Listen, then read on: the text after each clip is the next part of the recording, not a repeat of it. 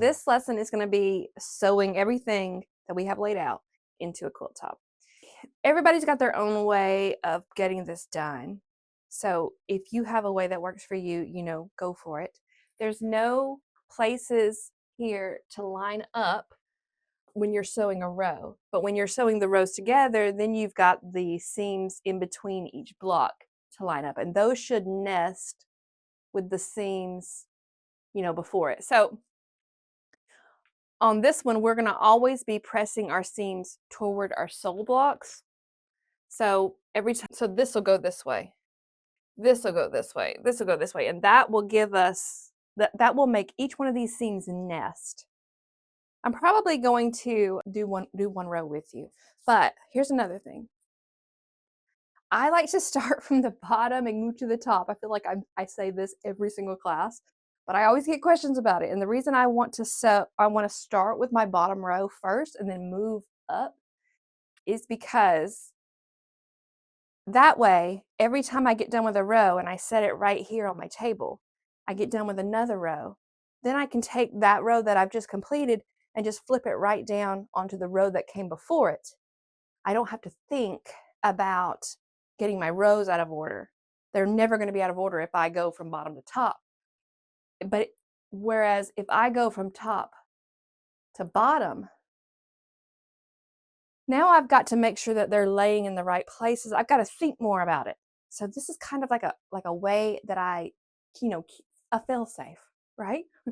Okay, so what we're going to do is I'm going to grab these rows right here. I'm going to go sew them at my sewing machine, and then I'm going to meet you to press them. Okay. So I like to come to the pressing mat where I've got that last block of the row and make sure that it goes onto the table like this. Turning it this way, I feel like helps me get my seams, you know, I feel like it's better than sliding it over here like this. So we're going to press the seams always toward this block.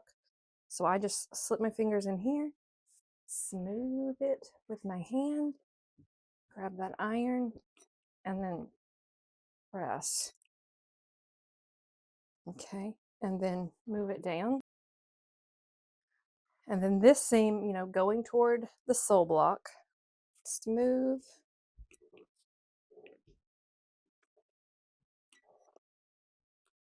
Press. And then I'm going to work my way down the length of this row, doing exactly this.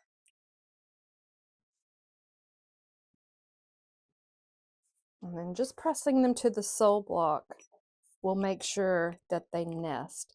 Plus, it should be a little bit easier to get them to go that way since this one is full of seams. So they should naturally want to go that way anyway. All right, so that's one row completed. And then let me show you taking it to my table. All right, so like I mentioned, I want to come to the table with my row in the right order because I so easily get, you know, mixed up. So I'm going to put it right here, let it hang off this table. If you've got it on the floor, that's fine too. And then I'm going to grab the next row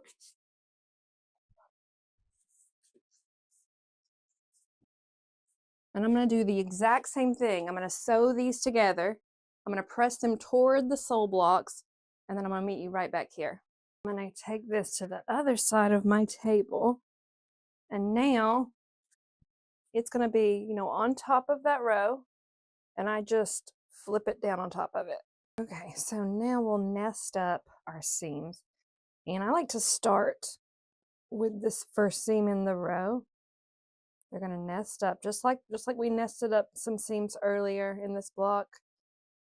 And then you're going to take a pin and you're going to put it right down into that stitch line. And then I'm going to put my ends together. All right, and then between here and here, just put however many pins make you feel the best about keeping it together. I think that'll do it for me.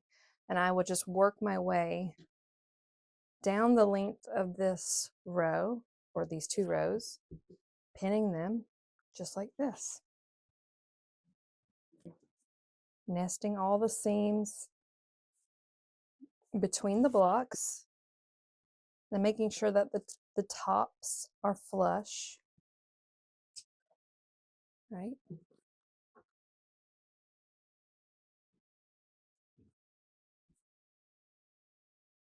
you have any slight issues like that, this one's a little bit shorter than this one, that's where I'm going to hide. I'm going to do a little fudging, and that's where I'm going to hide those tiny arrows. You'll never know they're there.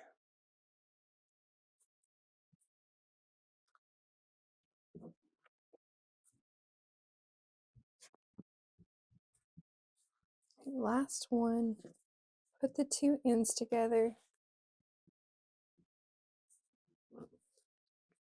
Right. Okay, and then I like to accordion it like this. I got it hanging on off my table, so it makes it easier to do it like that. All right, and then I'll go and sew right across here, and then let me go do that, and then I'll meet you at the pressing mat.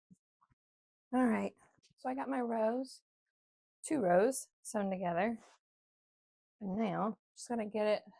Here's where we have to. Let me hold on a minute. It's sticking a little bit.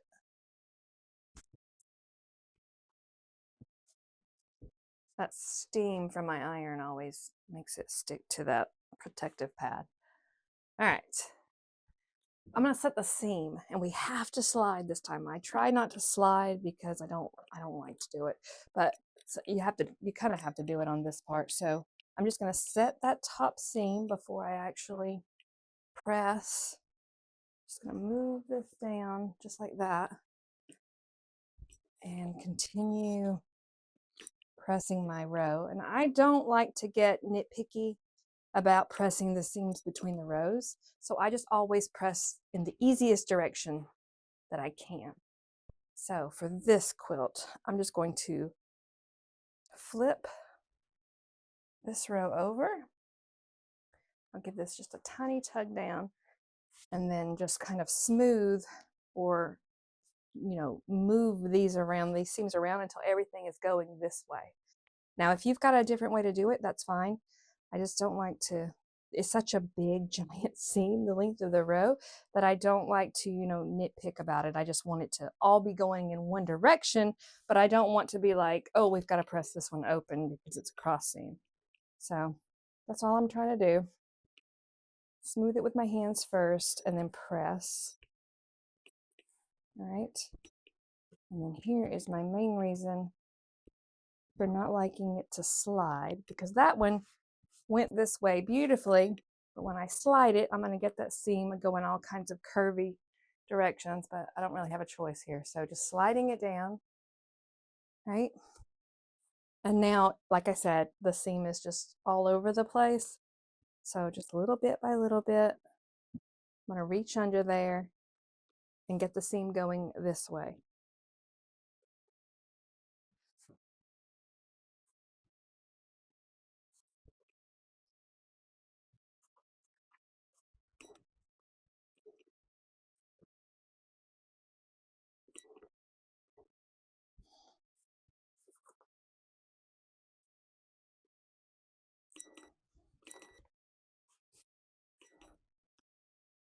Those flying geese seams can be a bit stubborn. So if you want to break out your pressing spray, you could. I don't usually get it out at this part of the quilt making, though. I usually just reserve it for blocks unless I'm having some issues. All right. There we go. Pick this up, and then I'm going to come back over here, and I like to leave it on this side of the table. And then I will start this whole thing over again. I'll do the next row, sew it together, press it, lay it right here. Grab the row after that, sew it together, press it, and then come over here and do the same thing with putting those 2 rows together. And then when I have 2 pairs, I'll put my pairs together. So then I've got a 4th. And then I'm going to do that all the way up the whole quilt, just like that. So I'm going to get this done, and then I'll show you a finished quilt top. We can talk about what we need to do to get ready for the next chapter where we start our free motion quilting. Okay. I got this done this afternoon, and you can't see it really well, but it's done. Let me show you some photos or something where you can see it a little bit better, and then I will talk to you about what's next. So this is going to complete chapter 5, and we're going to move on to chapter 6. And if you are just staying around in this class for the quilt top, we're done. But if you are wanting to free motion quilt this with me, that is what chapter 6 is going to be about. And I'm not going to go into basting and backing and all that stuff with you in this class, but we are going to quilt together. So once you get your quilt top completed, go ahead, pick out your backing, make your backing, baste your quilt, and prepare to quilt with me in the next chapter. So I will see you with all those steps done, and we will free motion quilt together.